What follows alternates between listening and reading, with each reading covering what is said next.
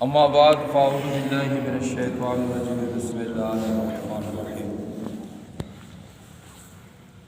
محترم سامعین حضرات، آج کی جو رات ہے یہ شب معراج ہے۔ شب معراج کے متعلق قرآن مجید فرقان حمید میں اللہ تبارک و تعالیٰ نے واضح طور پہ ارشاد فرمایا، سبحان الذی اسری بعبدہ، پاک ہے وہ ذات جس نے اپنے بندہ خاص محبوب کو سیر کروائی۔ محترم اسلامی بھائیوں، یہ ایک عجیب سیر اور حیرت انگیز سفر تھا۔ یہ کسی باغ کی سیر نہیں یا کسی ملک کا سفر نہیں۔ اس سیر کی اصل حکمت تو سیر کرنے والا اور سیر کروانے والا جانے۔ ہمیں تو بس اتنا پتہ ہے کہ ابھی آپ فرش پر تھے اور ابھی عرش پر یہ آنا اور جانا، کبھی وہ عرش پر آیا کبھی وہ فرش پر آیا، گناہ گاروں کی خاطر سے ادھر پہنچا ادھر آیا۔ سبحان الذی، پاک ہے وہ ذات۔ محترم اسلامی بھائیوں، اس بات کو ذہن میں رکھ لیں کہ کلام عرب میں یہ لفظ اس وقت بولا جاتا ہے جب وہ ایسا کلام مطلب ہو کہ جس کو عقل بشر سمجھ نہ سکے، یعنی انسان جس بات کو نہ سمجھ سکے تو عرب کے لوگ وہاں پہ کہتے ہیں کہ سبحان اللہ، یہ ایسی بات ہے کہ ہمارے سمجھ میں نہیں آئی۔ اور وہ کلام اللہ تبارک و تعالیٰ عالم الغیب تھا، عالم الغیب ہے، علام الغیوب ہے، وہ سب کچھ جانتا ہے کہ لوگ نبی کریم علیہ الصلوۃ والسلام کے معراج پاک کو تسلیم نہیں کریں گے، یعنی ایسے لوگ دنیا میں پیدا ہوں گے جو معراج مصطفیٰ کو نہیں مانیں گے، ابھی بھی موجود ہوں گے، ضرور ہیں، اور کہیں گے یہ کیسے ہو سکتا ہے کہ رات کے تھوڑے سے حصے میں ساتوں آسمانوں اور عرش، کرسی اور لامکان تک ہو کر آ جائے۔ مگر جب حضور علیہ الصلوۃ والسلام کو عجائب و غرائب کا مشاہدہ ہوا تو اللہ تبارک و تعالیٰ نے فرمایا، اے لوگو، اللہ سبحان ہے۔ اللہ کون ہے؟ سبحان ہے، پاک ہے۔ وہ سبحان جو خالق و ارض و سماوات ہے۔ اللہ وہ سبحان ہے جس نے اپنے بندے کو ایسی عقل فراست عطا کی جس سے وہ ہوائی جہاز راکٹ بنا کر سالوں کا سفر منٹوں اور سیکنڈوں میں طے کر لے۔ وہ سبحان رب تعالیٰ جس نے اپنے بندے کو ایسا فہم اور ادراک اور سمجھ عطا فرمائی جس کے ذریعے اس نے وہ آلہ تیار کیا کہ وہ بولے پاکستان میں مگر آواز سنائی دے اس کی ہندوستان اور پوری دنیا میں جہاں چاہے جس سے بات کرنا چاہے وہ کر سکتا ہے۔ اللہ تبارک و تعالیٰ وہ سبحان ہے جو مچھلی کے پیٹ میں اپنے بندے کو زندہ رکھے، یعنی یونس علیہ السلام کو، اپنے پیارے نبی کو زندہ رکھا 17 دن، 7 دن یا 42 دن۔ اللہ تبارک و تعالیٰ وہ سبحان ہے جو بغیر باپ کے بچے کو پیدا کر دے، یعنی عیسیٰ علیہ السلام کو۔ حالانکہ اگر دیکھا جائے تو انسانی ذہن کے مطابق یہ ممکن ہی نہیں ہے کہ بغیر باپ کے بچہ پیدا ہو، لیکن اللہ تبارک و تعالیٰ نے ایسا کیا، بلکہ باپ کو چھوڑے بغیر باپ اور بغیر ماں کے اللہ تبارک و تعالیٰ نے حضرت آدم علیہ السلام کو پیدا کیا۔ اللہ تبارک و تعالیٰ اس بات پر بھی قادر ہے اور وہ کر سکتا ہے۔ تو اللہ تبارک و تعالیٰ وہ سبحان ہے جس نے سورج کی کرن کو یہ طاقت دی، یعنی یہ طاقت بخشی کہ وہ انسان کی آنکھ جھپکنے سے مدت میں 95 کروڑ میل کا فاصلہ طے کرتی ہوئی زمین میں پہنچ جاتی ہے۔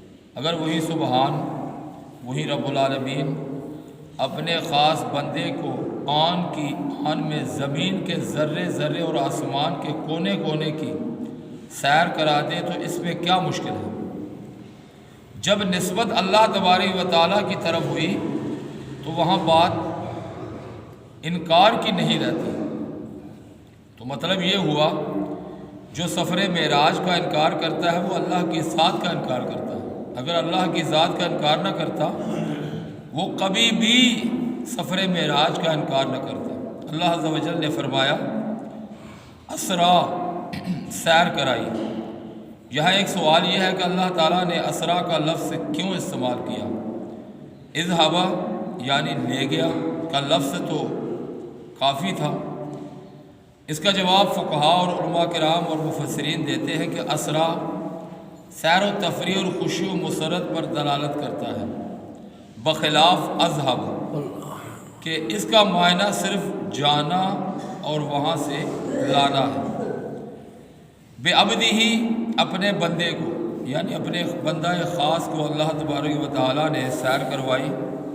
یہاں بھی سوال بنتا ہے کہ اللہ تعالیٰ نے حضور علیہ السلام کو لفظ عبد یعنی بندہ اپنے خاص بندے کو، اپنے خاص محبوب کو ان الفاظ سے کیوں یاد کیا؟ چاہیے تو یہ تھا کہ یہاں القابات سے یاد کیا جاتا، اسی لیے یہ دیدار اور وصال کا وقت تھا۔ اور یہ قاعدہ بھی ہے کہ جب بھی کوئی محب اپنے محبوب سے ملتا ہے تو اسے پیار کے لفظوں سے یاد کرتا ہے، بلاتا ہے۔ تو فقہاء نے، علماء کرام نے، مفسرین نے یہاں بھی جواب دیا۔ علماء فرماتے ہیں کہ یہاں اللہ تعالیٰ کا اپنے پیارے محبوب علیہ السلام کو لفظ عبد سے یاد کرنے میں نقطہ یہ ہے، جب حضرت عیسیٰ علیہ السلام آسمان پر اٹھائے گئے تو نصارہ یعنی عیسائیوں نے انہیں ابن اللہ کہا۔ آج بھی عیسائی جو ہے نعوذ باللہ من ذالک عیسیٰ علیہ السلام کو اللہ کا بیٹا کہتے ہیں، ابن اللہ کہتے ہیں۔ یہ عیسیٰ علیہ السلام تھے جو چوتھے آسمان پر گئے، اس سے آگے نہیں جا سکتے، مگر محبوب خدا صلی اللہ تعالیٰ علیہ وآلہ وسلم نے تو لامقام میں جانا تھا۔ ہو سکتا تھا کہ آپ کو یہ گمراہ لوگ جو ہیں، یہ زمانہ جاہلیت کے جو لوگ تھے، آپ کو خدا کہتے تھے، نعوذ باللہ۔ اسی لیے اللہ تبارک و تعالیٰ نے بے عبدی ہی یعنی بندے کا لفظ استعمال فرمایا۔ کیوں؟ کہ حضرت عیسیٰ علیہ السلام نے اپنی قوم کو بار بار کہا کہ انی عبداللہ، کہ مجھے خدا نہ کہو، خدا کا بیٹا نہ کہو، میں تو اللہ کا بندہ ہوں، انی عبداللہ۔ لیکن یہ قوم نصارہ عیسائی اتنے گمراہ ہوئے کہ انہوں نے عیسیٰ علیہ السلام کو اللہ کا بیٹا کہنا شروع کر دیا۔ تو محترم اسلامی بھائیوں، یہ تھا سفر معراج کا معاملہ۔ انشاءاللہ یہ آپ سنتے رہیں گے کہ اللہ تبارک و تعالیٰ نے کس طرح انتظامات فرمائے، اور 27ویں شب جو تھی جب وہ رات آئی تو انتظامات خداوندی کیسے مطلب کہ ہوئے، جو امام الانبیاء صلی اللہ تعالیٰ علیہ وآلہ وسلم کے لیے مقرر تھا کہ بارگاہ خداوندی عز و جل کی طرف حضرت جبریل امین علیہ السلام کو حکم ہوا کہ آج رات جنت کے دروازے کھول دو اور دوزخ کے دروازوں کو بند کر دو، جنت اور آسمان کو سجا دو، اور معززین مہمان تشریف لانے کی تمام راستے صاف کر کے انہیں خوب آراستہ کر دو۔ تمام فرشتوں، حوران بہشت اور غلمان اور رضوان کو حکم ہوا کہ تم سب کے سب صف دست بصف کھڑے ہو جاؤ۔ تو شاعر یہاں پہ کہتا ہے کہ اس رات دے تارے دسدے نے اج عرش سجایا جانا ہے، اس رات دے تارے دسدے نے اج عرش سجایا جانا ہے، غاراں وچ روون والے نو مہمان بنایا جانا ہے۔ कारा विच रोवन वाले नू मेहमान बनाया जाना है। सफ़ा बन के खलोना नबियाँ ने, राह मल के बहना वलियाँ ने। सफ़ा बन के खलोना नबियाँ ने, राह मल के बहना वलियाँ ने। महबूब दा सारे अरशियां नू दीदार करवाया जाना है। तो इंशाअल्लाह अज़्ज़ व जल आज रात बाद नमाज इशा जामिया मस्जिद हादा यानी इसी मस्जिद में एक अज़ीमुश्शान महफ़िल होगी, जिसके अंदर महबूब खुदा सल्लल्लाहु ताला अलैहि वसल्लम का मेराज का ज़िक्र होगा। और उसके बाद 9 बजे दावत इस्लामी के तहत इंशाअल्लाह अज़्ज़ व जल क्रिफन ग्राउंड, ये बागवानपुरा में है, पता नहीं मुगलपुरे में है, उसके लिए हमने यहाँ से गाड़ी का इंतज़ाम किया है। इंशाअल्लाह उस इज्तिमा में 9 बजे शुरू होगा, 12 बजे ख़त्म होगा दावत इस्लामी के तहत। तो आप भरपूर तरीके के साथ रात वाली महफ़िल में जो मस्जिद में आपकी मोहल्ले में हो रही है इसमें शामिल हों, और उसके बाद 9 बजे हमारे साथ आएँ। 3 घंटे के अंदर अंदर ये महफ़िल जो है वो ख़त्म होगी। अल्लाह की बारगाह में दुआ है कि उसके महबूब अलैहिस्सलातु वस्सलाम का मीराज हमें शौक़ और ज़ौक़ के साथ मनाने की तौफ़ीक़ अता फरमाए।